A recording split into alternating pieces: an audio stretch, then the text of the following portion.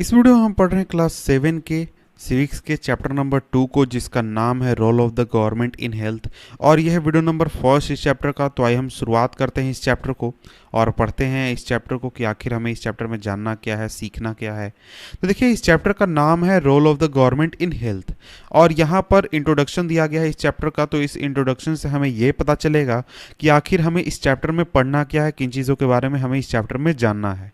तो देखिए, यहाँ पर कहा जा रहा है कि डेमोक्रेसी में जो लोग होते हैं वो अपनी सरकार से ये एक्सपेक्ट करते हैं कि जो सरकार है वो जनता के वेलफेयर के लिए काम करे, जनता की भलाई के लिए काम करे। जैसे हमारे देश में डेमोक्रेसी है, हम जो हैं वो एक डेमोक्रेटिक कंट्री में रहते हैं, तो हमारी ये एक्सपेक्टेशन होती है कि हमारा जो भारत सरकार है या फिर हमारा जो राज्य सरकार है वो हमारे भलाई के लिए काम करे। हमारी जो ज़रूरत की चीज़ें हैं जैसे कि एजुकेशन हो गया, हेल्थ हो गया, एम्प्लॉयमेंट, हाउसिंग, रोड का डेवलपमेंट, इलेक्ट्रिसिटी और भी चीज़ों का डेवलपमेंट करे, यानी कि लोगों की ज़रूरतों को पूरा करे, लोगों की लाइफ को आसान बनाने के लिए काम करे। और इस चैप्टर में ऐसे इन्हीं में से एक हम हेल्थ की बात करने वाले हैं और हेल्थ से रिलेटेड बहुत सारे चीज़ों को हम समझेंगे और इसके साथ ही हेल्थ के साथ क्या क्या प्रॉब्लम्स जुड़ी हुई हैं हमारे देश में, इन चीज़ों को भी हम जानेंगे। और यहाँ पर कहा जा रहा है कि आप इस चैप्टर के सब हेडिंग्स को देखिए और वहाँ पर चीज़ों को समझिए। और इसके बाद यहाँ पर आपसे क्वेश्चन पूछा जा रहा है कि in what ways do you think that this topic is related to the work of government, यानी कि ये जो टॉपिक यहाँ पर हम पढ़ रहे हैं, ये जो हमारा हेल्थ है, ये किस तरीके से सरकार के काम के साथ जुड़ा हुआ है, इसको आप खुद से सोच सकते हैं। वैसे इसके बारे में आगे हम जवाब तलाशने की कोशिश करेंगे, खोजने की कोशिश करेंगे। तो देखिए, यहां पर हमारा पहला टॉपिक आ जाता है और वो है व्हाट इज हेल्थ। आखिर हेल्थ होता क्या है? तो देखिए, हेल्थ में जनरली हम ये समझते हैं कि हम इलनेस से फ्री हैं या फिर इंजरीज से फ्री हैं, यानी कि हमको अगर किसी भी तरीके की बीमारी नहीं है या फिर किसी भी तरीके से हम इंजर्ड नहीं हैं तो हम हेल्दी हैं। लेकिन सिर्फ इतना ही मतलब नहीं होता है हेल्दी होने का या फिर हेल्थ का। देखिए, हेल्थ में बहुत सारी चीज़ें आ जाती हैं डिजीज़ के अलावा या फिर इंजरीज के अलावा। जैसे कि आपको पानी कैसा मिल रहा है, यानी कि आप पानी कैसा मिल रहा है, या फिर आप कैसे इन्वायरमेंट में रहते हैं, या आपका इन्वायरमेंट पॉल्यूशन फ्री है, या फिर आपका जो इलाका है वो साफ़ सुथरा है या नहीं है, और भी बहुत सारी चीज़ें आ जाती हैं हेल्थ में। तो इन सभी चीज़ों को मिलाकर हमारा हेल्थ बनता है। क्योंकि अगर आप देखें तो अगर आप मान लीजिए आपको किसी भी तरीके की बीमारी नहीं है, लेकिन अगर आप ऐसे इन्वायरमेंट में रहते हैं जहाँ पर बहुत ही ज़्यादा गंदगी है, वो आपको एडिक्वेट फूड नहीं मिलता है, या फिर किसी और भी तरीके से इन्वायरमेंट आपका ख़राब है, तो वहाँ पर आप बहुत ही आसानी से इलनेस के शिकार हो सकते हैं, बीमारी के शिकार हो सकते हैं। तो इसलिए ये सभी जो चीज़ें हैं, जैसे साफ पानी हो गया पीने का, या फिर आपका इन्वायरमेंट हो गया, एयर की क्वालिटी हो गई, या फिर आपके आस पड़ोस का सफाई हो गया, ये सभी चीज़ें मिलाकर आपका हेल्थ में इंक्लूडेड होती हैं। जैसे इस इमेज को आप देखेंगे तो इस इमेज में यहाँ पर आप एम्बुलेंस देख सकते हैं। यहाँ पर एक झोपड़ी है जहाँ पर लोग रह रहे हैं, यहाँ पर एक महिला है जो कि पानी लेने जा रही है। तो इसमें से आप जनरली सोचेंगे कि ये जो एम्बुलेंस वाला चीज़ है ये सिर्फ हेल्थ के साथ जुड़ा हुआ है, लेकिन ऐसा नहीं है। इसमें ये महिला जो है, ये पानी का जो प्रॉब्लम है ये भी हेल्थ के साथ जुड़ा हुआ है। ये जो घर का प्रॉब्लम है कि लोग जो है वो काफ़ी बुरी कंडीशन में रहते हैं, ये भी हेल्थ के साथ जुड़ा हुआ है। हेल्थ में बहुत सारी चीजें इंक्लूडेड हो जाती हैं। और देखिए, हम सभी लोगों की ये ख्वाहिश होती है या फिर चाहत होती है कि हम हमेशा एक्टिव रहें या फिर अच्छे मूड में रहें। मूड यहाँ पर स्पिरिट कहा जा रहा है। स्पिरिट कहने का मतलब कि हमेशा जोश में रहें, काम करने का मन करे, बहुत ही अच्छे कंडीशन में रहें, एक्टिव रहें, चाहे हम जो भी करें। लेकिन ये एक चीज़ हमें समझना चाहिए कि मान लीजिए हमें किसी भी तरीके का इलनेस नहीं है, शारीरिक इलनेस नहीं है, हम किसी भी तरीके से इंजर्ड नहीं हैं, लेकिन हम जो हैं वो मेंटल स्ट्रेन से परेशान है, यानी हमको किसी भी बात का तनाव है या फिर टेंशन है, तो वो भी चीज़ एक तरीके से हेल्दी नहीं माना जाता है। अगर आप बहुत समय तक आप डल रहते हैं या फिर इनएक्टिव रहते हैं, एंक्सस रहते हैं या फिर डरे हुए रहते हैं काफ़ी लंबे समय तक, तो वो भी एक हेल्दी नहीं होने का निशानी है। और ये जो सभी चीज़ें, यानी चाहे आप शारीरिक रूप से हेल्दी रहें या फिर मानसिक रूप से, सभी चीज़ें सभी रूप से आप अगर हेल्दी हैं तभी आपको हेल्दी कहा जाएगा, आप हेल्दी कहलाएंगे, आप हेल्दी रहेंगे। इसके बाद हमारा नेक्स्ट टॉपिक आ जाता है हेल्थ केयर इन इंडिया।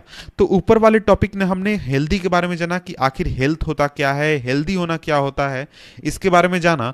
अब हम देखने वाले हैं कि इंडिया में हेल्थ केयर सिस्टम कैसा है, क्या क्या प्रॉब्लम्स है इंडिया में। तो देखिए यहाँ पर कहा जा रहा है कि अब हम एग्जामिन करते हैं कुछ हेल्थ केयर के एस्पेक्ट को, यानी कि इंडिया में हेल्थ केयर कैसा है उसके कुछ पॉइंट को हम देखने की कोशिश करेंगे। तो यहाँ पर कहा दो एक टेबल दिया गया है जिसमें दो कॉलम्स बताए गए हैं और यहाँ पर कहा जा रहा है कि आप कंपेयर कीजिए और देखिए कि दो सिचुएशन जो है दोनों कॉलम में बताए गए हैं उसको कंपेयर कीजिए। तो देखिए यहाँ पर कहा जा रहा है कि इंडिया जो है उसके पास largest number of medical college है वर्ल्ड में, और इंडिया में सबसे ज़्यादा डॉक्टर्स प्रोड्यूस होते हैं हर साल, यानी हर साल सबसे ज़्यादा डॉक्टर्स पास आउट होते हैं। करीब 15,000 की संख्या में डॉक्टर्स हर साल क्वालिफाई करते हैं। लेकिन इसके अलावा इसका जो अलग सिचुएशन है वो ये है कि ज़्यादातर जो डॉक्टर्स हैं वो अर्बन एरियाज़ में रहना पसंद करते हैं या फिर वहाँ पर रहते हैं, और जो रूरल एरियाज़ के लोग हैं उनको काफ़ी लंबा समय काफ़ी लंबी दूरी तय करना पड़ता है डॉक्टर से मिलने के लिए, डॉक्टर के पास इलाज कराने के लिए। और इसके साथ ही जो डॉक्टर्स का नंबर है पॉपुलेशन के हिसाब से वो काफ़ी कम है रूरल एरियाज़ में। तो हमारे पास डॉक्टर्स तो हैं काफ़ी ज़्यादा, लेकिन उसके हिसाब से जो रूरल एरियाज़ है वहाँ पर हेल्थ सुविधाएं मौजूद नहीं हैं। इसके बाद नेक्स्ट अगर हम पॉइंट देखें तो वो ये है कि देखिए हेल्थ केयर फैसिलिटीज़ जो हैं वो काफ़ी ज़्यादा ग्रो हुई हैं पिछले कुछ सालों में। यानी 1950 में बात करें तो करीब 2717 हॉस्पिटल थे इंडिया में, 1991 में ये हो गया 11,174 और 2000 में ये हो गया 18,218। तो हम जो हैं वो काफ़ी सक्सेसफुल हुए हैं हॉस्पिटल्स की संख्या बढ़ाने में, यानी हमने बहुत बड़ी संख्या में नए हॉस्पिटल्स खोले हैं ताकि लोगों को सही इलाज मिल सके। लेकिन इसके कंपैरिजन में अगर हम एक दूसरा एस्पेक्ट देखें इसका तो वो ये है कि इंडिया में करीब 5 लाख लोग ट्यूबरक्लोसिस से यानी टीबी से हर साल मर जाते हैं, और ये जो है ये नंबर अभी तक बदला नहीं है इंडिपेंडेंस से, यानी इसमें बहुत ही ज़्यादा कमी नहीं है, ये बहुत ही ज़्यादा आपको फ़र्क देखने को नहीं मिला है। और इसके साथ ही करीब 2 मिलियन केसेस यानी कि 20 लाख केसेस मलेरिया के आते हैं हर साल, और ये जो नंबर है ये नंबर अभी भी डिक्रीज़ नहीं कर रहा है। तो यहाँ पर बात यह है कि हमने हॉस्पिटल तो खोल दिए बहुत बड़े बड़े बहुत ही ज़्यादा संख्या में, लेकिन उसका हमको फ़ायदा उतना देखने को नहीं मिला है, क्योंकि बहुत सारी बीमारियां ऐसी हैं जिनमें हमको कुछ खास फर्क या फिर कुछ खास बेहतरी हमको देखने के लिए नहीं मिली है। इसके बाद अगर हम आगे चले तो यहां पर कहा जा रहा है India gets a large number of medical tourist from many countries. तो देखिए मेडिकल टूरिस्ट क्या होता है? मेडिकल टूरिस्ट कहने का ये मतलब है कि मान लीजिए कोई व्यक्ति पाकिस्तान में रहता है, अफगानिस्तान में रहता है या फिर अमेरिका में रहता है, तो वो सिर्फ इलाज कराने के लिए इंडिया में आता है और इंडिया के किसी हॉस्पिटल में इलाज कराता है, तो उसी को हम मेडिकल टूरिस्ट के नाम से जानते हैं। और ये जो लोग होते हैं मेडिकल टूरिस्ट जो आते हैं इंडिया में, वो कुछ हॉस्पिटल्स में इलाज कराते हैं जो कि इंडिया में काफ़ी अच्छे हैं और वर्ल्ड के बेस्ट हॉस्पिटल्स में से आते हैं, उनके साथ उनका टक्कर होता है, तो वैसे हॉस्पिटल्स में इलाज कराते हैं। लेकिन इसके कंपैरिजन में अगर हम देखें तो यहाँ पर कहा जा रहा है we are not able to provide clean drinking water to all, यानी कि इंडिया के सभी लोगों को अभी तक हम क्लीन ड्रिंकिंग वाटर अभी तक नहीं देने पाए हैं। और जितने भी कम्युनिकेबल डिजीज़ हैं उनमें से 21% जो है वो वाटर से फैलते हैं। For example diarrhoea, worms, hepatitis. देखिए यहाँ पर कहा जा रहा है कि हम वर्ल्ड में काफ़ी अच्छी क्वालिटी का मेडिकल सुविधा प्रोवाइड कर रहे हैं, दूसरे देश से भी लोग आते हैं हमारे यहाँ इलाज कराने, लेकिन उसके कंपैरिजन में हम जो हैं वो अपने देश में लोगों को आज तक साफ पानी भी नहीं देने पाए हैं पीने के लिए। और ये बहुत ही बड़ा रीज़न है कम्युनिकेबल डिजीज़ के फैलने का, क्योंकि पानी से बहुत ज़्यादा बीमारियाँ फैलती हैं। इसके बाद अगर हम आगे बढ़ें तो आगे यहाँ पर पॉइंट बताया गया है इंडिया जो है वो 4th लार्जेस्ट प्रोड्यूसर है मेडिसिन का वर्ल्ड में, और बहुत ही बड़ी संख्या में मेडिसिन को एक्सपोर्ट भी करता है। और इंडिया में जो चिल्ड्रंस हैं उनमें से आधे चिल्ड्रन उनको अच्छी क्वांटिटी में फूड नहीं मिलता है, और इसकी वजह से वो अंडर नरिश्ड हैं, यानी कि उनका जो डेवलपमेंट है वो सही तरीके से नहीं होने पाता है। तो देखिए बहुत सारी चीज़ें हैं जो कि एक दूसरे से कॉन्ट्राडिक्ट करती हैं। हम बहुत सारी चीज़ों में बहुत ही आगे बढ़ गए हैं, लेकिन दूसरे चीज़ों में हमारा जो परफॉर्मेंस है वो बहुत ही ज़्यादा खराब है। तो इसलिए हमको अभी बहुत ही ज़्यादा काम करने की ज़रूरत है हमारे देश में हेल्थ केयर को बढ़ाने के लिए। देखिए यहाँ पर आगे कहा जा रहा है कि हम अगर इलनेस को प्रिवेंट करना चाहते हैं और ट्रीट करना चाहते हैं तो उसके लिए हमको काफ़ी अच्छी मात्रा में या फिर बहुत ही अच्छा हेल्थ केयर फैसिलिटी देना होगा, जैसे कि हेल्थ सेंटर बनाने होंगे, हॉस्पिटल्स बनाने होंगे। और हॉस्पिटल्स ऐसा नहीं कि सिर्फ बनाने होंगे, उनमें क्वालिटी भी बहुत ही अच्छी होनी चाहिए जहाँ पर लोगों का इलाज अच्छी तरीके से हो। इसके साथ ही बहुत बड़ी संख्या में हमको लेबोरेटरीज बनानी होंगी टेस्टिंग के लिए, एम्बुलेंस सर्विसेज प्रोवाइड करनी होंगी, ब्लड बैंक्स बनाने होंगे। ये सभी चीज़ें करने के बाद हम जाकर अच्छी क्वालिटी का एक हेल्थ केयर सिस्टम लोगों को देने पाएंगे। और ये सभी जो चीज़ें हैं ये काफ़ी ज़रूरी हैं लोगों को रिक्वायर्ड केयर या फिर सर्विसेज प्रोवाइड करने के लिए, जो कि एक पेशेंट को ज़रूरत होती है अपने इलाज कराने के लिए। और इन सभी फैसिलिटीज़ को रन करने के लिए हमको हेल्थ वर्कर्स की ज़रूरत होगी, नर्सेज की ज़रूरत होगी, क्वालिफाइड डॉक्टर्स की ज़रूरत होगी, या फिर दूसरे हेल्थ प्रोफेशनल की ज़रूरत होगी जो कि एडवाइस दे सकते हैं, डायग्नोज कर सकते हैं या फिर इलनेस को ट्रीट कर सकते हैं। इसके अलावा हमको मेडिसिन की भी ज़रूरत होगी, इक्विपमेंट्स की भी ज़रूरत होगी, जो कि काफ़ी ज़रूरी है पेशेंट्स को ट्रीट करने के लिए। और ये जो फैसिलिटीज़ हैं ये काफ़ी ज़रूरी हैं हमारे इलाज के लिए, यानी कि हमारे देश के लोगों के इलाज के लिए उनका अच्छी तरीके से ख्याल रखने के लिए। तो देखिए इन सभी चीज़ों में सरकार को इन्वेस्ट करना काफ़ी ज़रूरी है, या फिर इसमें काम करना काफ़ी ज़्यादा ज़रूरी है। तो देखिए इसके बाद आगे बढ़ें तो यहाँ पर आगे कहा जा रहा है कि देखिए इंडिया जो है उसके बाद बहुत बड़ी संख्या में डॉक्टर्स हैं, क्लिनिक्स हैं और हॉस्पिटल्स हैं। और इसके अलावा इंडिया के पास यानी हमारे देश के पास बहुत ही ज़्यादा एक्सपीरियंस भी है और नॉलेज भी है कि जिसके ज़रिए हम पब्लिक हेल्थ केयर सिस्टम चला सकते हैं।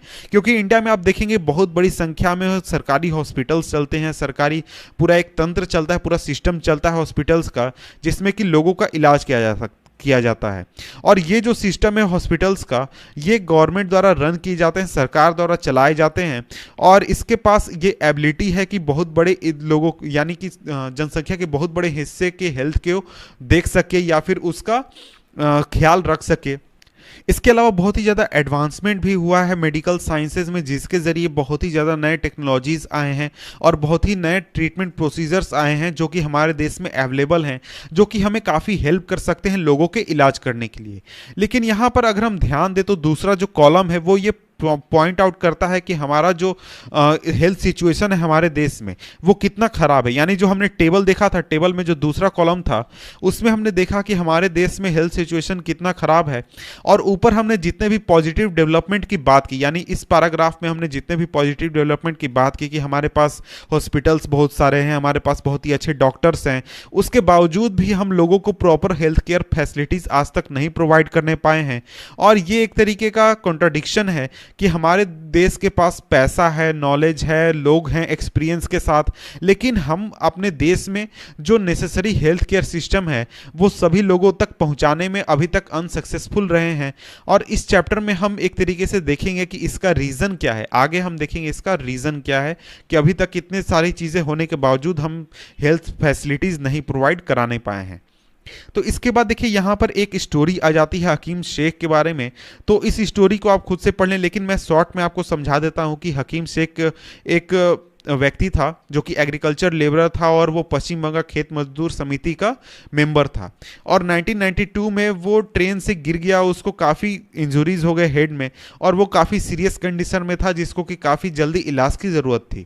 उसको गवर्नमेंट हॉस्पिटल में ले जाया गया कोलकाता में, लेकिन उसको एडमिट करने से रिफ्यूज़ कर दिया गया क्योंकि वहाँ पर एक बेड खाली नहीं थी, एक भी बेड खाली नहीं थी।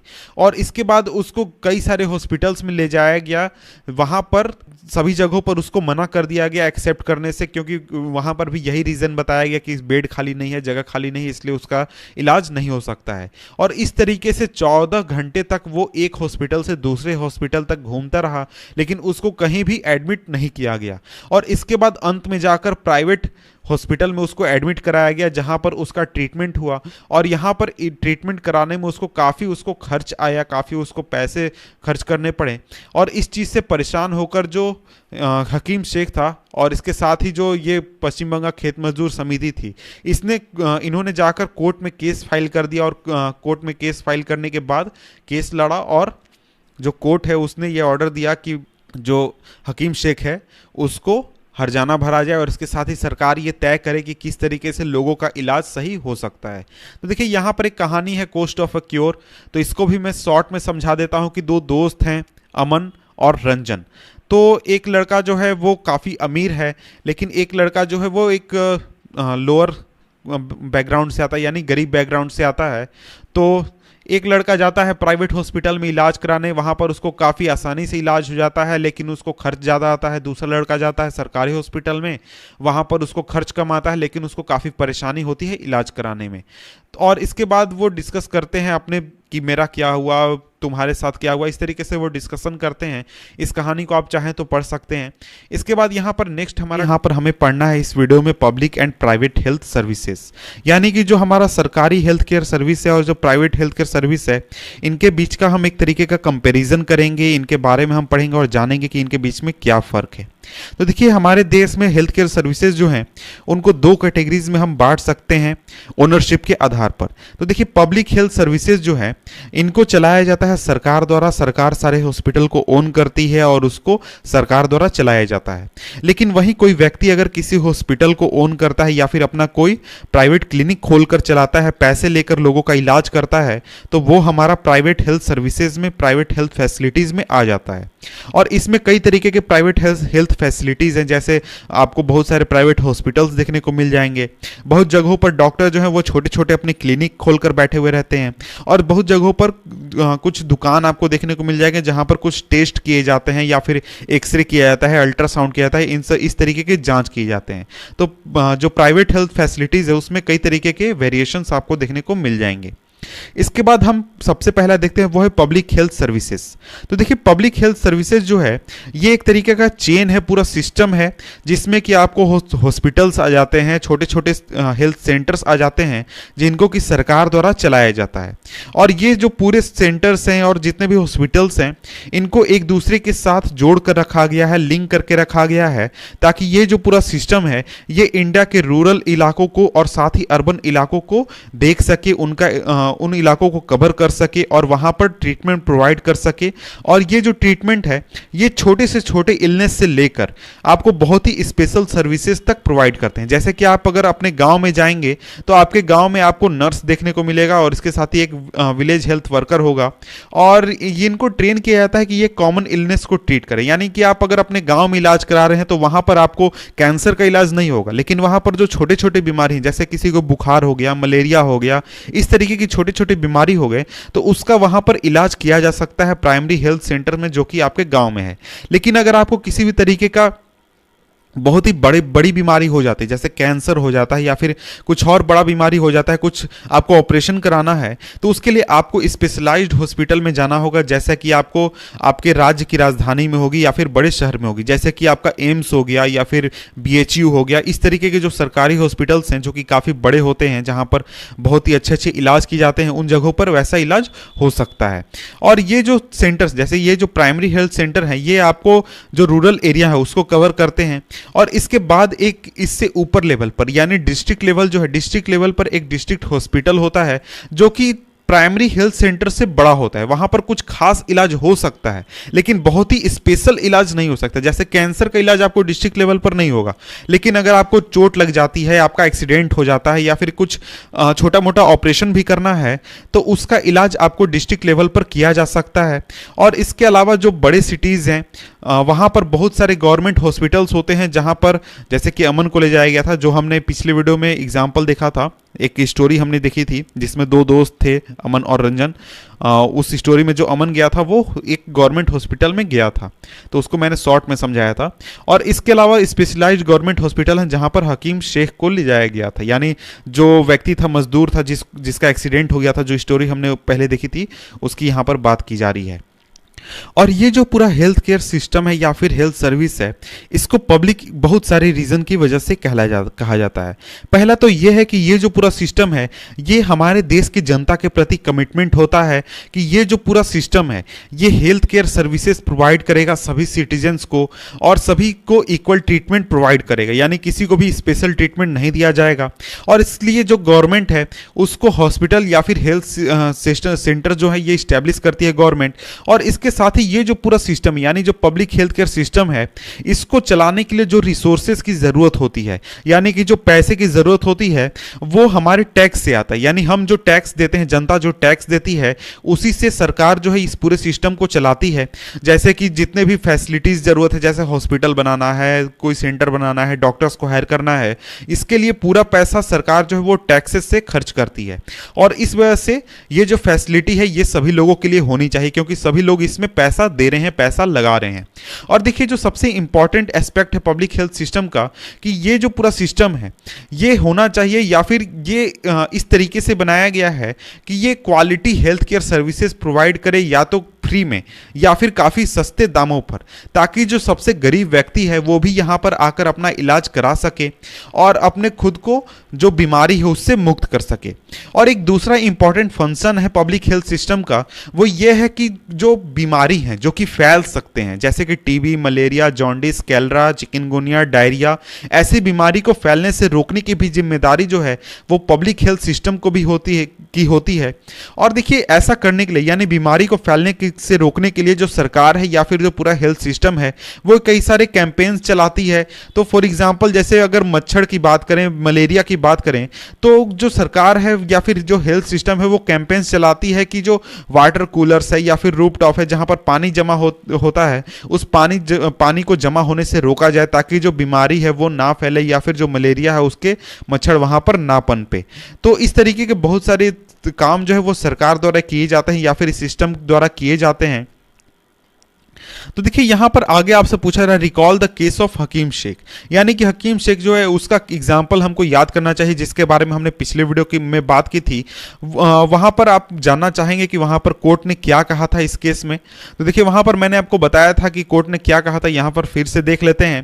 तो देखिए यहां पर कहा जा रहा है कि हमारे कॉन्स्टिट्यूशन के अनुसार, तो देखिए ये सरकार की जिम्मेदारी है कि वो सभी जनता का हेल्थ केयर फैसिलिटीज की जरूरतों को पूरा करे, और सरकार जो है उसकी ये जिम्मेदारी है कि राइट टू लाइफ, जो कि एक तरीके का अधिकार है हर एक व्यक्ति का, उसको सेफगार्ड करे, उसको प्रोटेक्ट करे। और कोर्ट ने ये कहा कि जो हकीम शेख है उसको जो डिफिकल्टी फेस करने पड़ी उसके लाइफ जब परेशानी थी या फिर जब उसका एक्सीडेंट हुआ था तब उसको जो परेशानी झेलनी पड़ी उसकी वजह से उसकी जान भी जा सकती थी। और अगर कोई हॉस्पिटल टाइमली मेडिकल ट्रीटमेंट किसी भी व्यक्ति को प्रोवाइड नहीं कर सकता है, तो इसका मतलब ये होता है कि जो प्रोटेक्शन है उसके लाइफ का वो प्रोवाइड नहीं किया जा रहा है, यानी उसका जो बेसिक राइट है उसको मरहूम किया जा रहा है या फिर छीना जा रहा है। और ये जो कोर्ट इस मामले में जो कोर्ट है उसने ये भी कहा कि ये जो सरकार है, सरकार की जिम्मेदारी है कि वो नेसेसरी हेल्थ सर्विसेज प्रोवाइड करे, ट्रीटमेंट, चाहे इमरजेंसी सिचुएशन हो या फिर किसी भी सिचुएशन हो, हर एक व्यक्ति को ट्रीटमेंट प्रोवाइड करना सरकार की जिम्मेदारी है। और जो हॉस्पिटल्स हैं या फिर जो मेडिकल स्टाफ हैं उनको हमेशा अपनी ड्यूटी को फुलफिल करना चाहिए नेसेसरी ट्रीटमेंट प्रोवाइड करके। और जो हकीम शेख है उसको बहुत सारे गवर्नमेंट हॉस्पिटल में ये जो ट्रीटमेंट है ये डिनाई किया गया था। इसकी वजह से जो कोर्ट है उसने कहा कि जो स्टेट गवर्नमेंट है वो उस सारे पैसे वो हकीम शेख को रिटर्न करे या फिर दे जितना भी उसने प्राइवेट हॉस्पिटल में ट्रीटमेंट के ऊपर खर्च किया है। तो इसके बाद अगर आगे बढ़े तो आगे यहां पर आ जाता है हमारा प्राइवेट हेल्थ फैसिलिटीज। तो देखिए प्राइवेट हेल्थ फैसिलिटीज की बात करें तो प्राइवेट हेल्थ फैसिलिटीज में बहुत तरीके के प्राइवेट हेल्थ फैसिलिटीज आ जाते हैं, जैसे कि बहुत सारे डॉक्टर्स हैं जो कि अपने प्राइवेट क्लिनिक चलाते हैं। रूरल एरियाज में जाएंगे तो रजिस्टर्ड मेडिकल प्रैक्टिशनर्स यानी कि आरएमपीज होते हैं जो कि अपना खुद को प्रैक्टिस करते हैं या फिर लोगों का इलाज करते हैं। अर्बन एरियाज में यानी शहरों में जाएंगे तो वहां पर बहुत बड़ी संख्या में हमको डॉक्टर्स देखने को मिल जाएंगे जो कि स्पेशलाइज्ड सर्विसेज प्रोवाइड कर रहे हैं। और इसके अलावा बहुत सारे हॉस्पिटल्स भी हैं जो कि प्राइवेटली ओन किए जाते हैं, या फिर जो नर्सिंग होम है वो भी हैं जो कि प्राइवेटली ओन किए जाते हैं। पूरा हॉस्पिटल ही प्राइवेट है, यानी किसी व्यक्ति द्वारा ओन किया जाता है या फिर किसी कंपनी द्वारा ओन किया जाता है। और इसके अलावा बहुत सारे लैबोरेटरीज हैं या फिर बहुत सारे ऐसे सेंटर्स हैं जहां पर एक्सरे किया जाता है, अल्ट्रासाउंड किया जाता है, बहुत तरीके के टेस्ट किया जाता है और स्पेशल फैसिलिटीज प्रोवाइड करते हैं। और इसके अलावा बहुत सारे प्राइवेट आपको दुकान देखने को मिल जाएंगे, मेडिकल शॉप्स देखने को मिल जाएंगे जहां पर हम मेडिसिन खरीदते हैं, दवाइयां खरीदते हैं अपने इलाज के लिए। और इसके बाद देखिए हम जैसा कि जान सकते हैं नाम से कि जो प्राइवेट हेल्थ केयर फैसिलिटीज है इसको सरकार द्वारा ओन नहीं किया जाता, यानी सरकार इसकी मालिक नहीं है या फिर सरकार इसको कंट्रोल नहीं करती है। और पब्लिक हेल्थ सर्विसेज से अलग प्राइवेट फैसिलिटीज में हम जब भी कोई काम कराते हैं, यानी कि इलाज कराते हैं या फिर एक्सरे कराते हैं, कुछ भी कराते हैं, तो उसके लिए हमको बहुत ज़्यादा पैसे पे करने होते हैं, बहुत ज़्यादा पैसे देने होते हैं हर एक सर्विसेज के लिए जो कि हम प्राइवेट फैसिलिटीज में यूज़ करेंगे। और आज अगर आप जाएंगे इंडिया में, अगर आप अपने आसपास के इलाकों में घूमेंगे तो आप आसानी से प्राइवेट फैसिलिटीज के प्रेजेंस को देख सकते हैं अपने आसपास के इलाकों में। और आज अगर देखें तो बहुत बड़ी बड़ी कंपनीज भी हैं जो कि हॉस्पिटल हॉस्पिटल को रन कर रही हैं, और इसके अलावा बहुत सारे कंपनीज जो हैं वो दवाइयाँ बनाने या फिर बेचने के काम में लगी हुई हैं। इसके अलावा मेडिकल शॉप्स तो हम अपने देश में हर एक इलाके में खोज ही सकते हैं। तो इसके बाद हमारा नेक्स्ट टॉपिक आ जाता है health care and equality. It's adequate health care available to all, यानी कि अब हम देखने वाले हैं कि जो हेल्थ केयर सिस्टम है वो क्या सभी लोगों के लिए इक्वल है, क्या सभी लोगों को इक्वल ट्रीटमेंट मिलता है, इस चीज़ को यहाँ पर हम देखने वाले हैं। और यहाँ पर देखिए बात की गई है कि इंडिया में हम एक ऐसे सिचुएशन को फेस करते हैं जहाँ पर जो प्राइवेट सर्विसेज हैं वो इंक्रीज कर रहे हैं, वो बढ़ रहे हैं, उनकी क्वालिटी बढ़ रही है, लेकिन जो पब्लिक सर्विसेज है उनकी ना तो क्वालिटी बढ़ रही है, ना संख्या बढ़ रही है, ना सही ट्रीटमेंट वहाँ पर होता है। और देखिए हमारे देश में जो मेनली अवेलेबल है लोगों के लिए इलाज की व्यवस्था वो है प्राइवेट, यानी कि अगर आपको सही इलाज कराना है तो लोग आज सरकारी हॉस्पिटल में नहीं जाते हैं बल्कि प्राइवेट सर्विसेज में जाते हैं, क्योंकि वहाँ पर बेहतर इलाज होता है। और प्राइवेट सर्विसेज की एक और परेशानी यह है कि ये जो पूरा सिस्टम है प्राइवेट सर्विसेज का, ये अर्बन एरियाज में कंसंट्रेटेड है।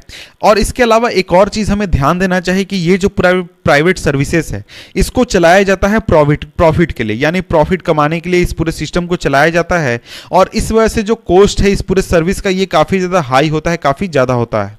और इसके अलावा जो मेडिसिन यहाँ पर मिलते हैं वो भी काफ़ी एक्सपेंसिव होते हैं, और बहुत सारे लोग जो हैं वो अफोर्ड भी नहीं कर सकते इलाज कराने के लिए, यानी प्राइवेट हॉस्पिटल्स में या फिर प्राइवेट क्लिनिक्स में इलाज कराने के लिए अफोर्ड भी नहीं कर सकते। उनको अगर इलाज वहाँ पर कराना है तो उनको पैसे उधार लेने होते हैं अगर उनके फैमिली का कोई व्यक्ति बीमार हो जाता है। इसके अलावा एक और चीज़ हमें ध्यान देनी चाहिए कि पैसे कमाने के लिए ये जो प्राइवेट सर्विसेज हैं ये कई बार गलत तरीकों को भी अपनाते हैं, यानी कई बार ऐसा होता है कि सस्ता इलाज अवेलेबल है या फिर सस्ती दवाई अवेलेबल है, लेकिन वो उसको यूज़ नहीं किया जाता, बल्कि जो डॉक्टर हैं जो कि प्राइवेट हॉस्पिटल में बैठते हैं, प्राइवेट सर्विसेज में बैठते हैं, वो अननेसेसरी मेडिसिन लिखते हैं या फिर महंगे दवाइयाँ लिखते हैं जिनकी ज़रूरत भी नहीं है, और उसके अलावा बेकार में पैसे ज़्यादा खर्च करवाते हैं लोगों से ताकि वो ज़्यादा से ज़्यादा प्रॉफिट कमा सकें।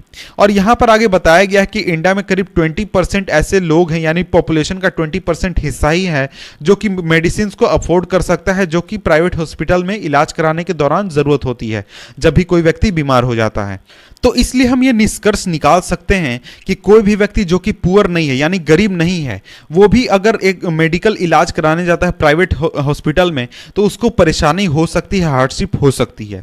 और एक स्टडी में ऐसा बताया गया कि इंडिया के जो 40% पॉपुलेशन है या फिर जो 40% लोग हैं जो कि हॉस्पिटल में जाते हैं, प्राइवेट हॉस्पिटल में जाते हैं किसी इलनेस या फिर इंजरी की वजह से, उनको पैसे उधार लेने पड़ते हैं या फिर अपनी प्रॉपर्टी का कुछ हिस्सा बेचना पड़ता है इलाज के पैसे को चुकाने के लिए, इलाज के जो पैसे हैं उसको देने के लिए। और इसके अलावा जो गरीब लोग हैं, जो कि पुअर हैं, जो कि जिनके पास पैसे नहीं हैं, उनके लिए हर एक बीमारी या फिर हर एक इलनेस फैमिली में एक बहुत ही बड़ा परेशानी का सबब होता है। उनको काफ़ी परेशानी या फिर मेंटल स्ट्रेन इस चीज़ की वजह से झेलना पड़ता है। और इसके अलावा सबसे बुरी बात यह है कि ये सिचुएशन जो है वो बार बार होता है ऐसे लोगों के साथ जो कि गरीब है, क्योंकि वो ऐसे इलाके में रहते हैं जहां पर बीमारी आसानी से हो सकती है, या फिर जो गरीब लोग हैं वो पहले से ही अंडर नरिश होते हैं। और ये जो फैमिलीज हैं इनको उतना भरपूर खाना भी नहीं मिलने पाता जितना उनको मिलना चाहिए। और इसके अलावा इनको बेसिक नेसेसिटीज जैसे साफ ड्रिंकिंग वाटर, एडिक्वेट हाउसिंग या फिर क्लीन सराउंडिंग भी नहीं मिलता है। इसकी वजह से वो बहुत ही जल्दी बीमारी इनको होती है और बहुत ही जल्दी इनको हॉस्पिटल में जाना पड़ता है। और इस वजह से जो इलनेस है उसकी वजह से जो इनकी फैमिली की सिचुएशन है, फाइनेंशियल सिचुएशन, वो भी काफ़ी ज़्यादा खराब होने लगती है। देखिए हर बार ऐसा नहीं होता कि लोग पैसे की वजह से सही इलाज नहीं कराने पाते या फिर पैसे की वजह से वो इलाज कराने से बचते हैं।